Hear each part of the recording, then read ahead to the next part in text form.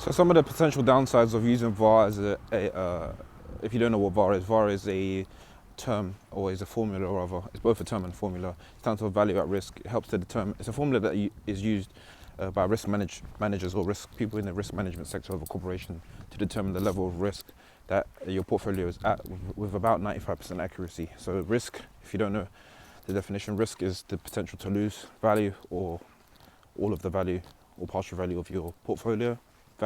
Portfolio. So using V.A.R, what are the downsides? There's two main downsides. It only predicts the level of volatility, not level of volatility. By the way, volatility and risk are two different terms, not to get confused. So two of the downsides of using V.A.R as a system to accurately determine the level of risk that your portfolio is at. The first one is that it only predicts it to 95% accuracy, which means there's a 5% chance that the risk will be exceeded, or in a good case will not be surpassed. But the chances that there's risk in and of itself that the risk will be exceeded by at least 5%, which is not a good thing. And also, V.A.R relies on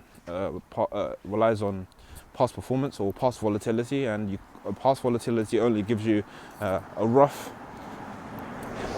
Past volatility only gives you a rough determinant. You can only determine future volatility based on past volatility to a rough degree. Basically, the past volatility doesn't give you an accurate picture of what future volatility will be. So you can't really. It's essentially trying to determine what the future performance of the market will be based on past performance. You won't get an accurate figure. So those are the two downsides of using V.A.R as a system to determine the risk of your portfolio.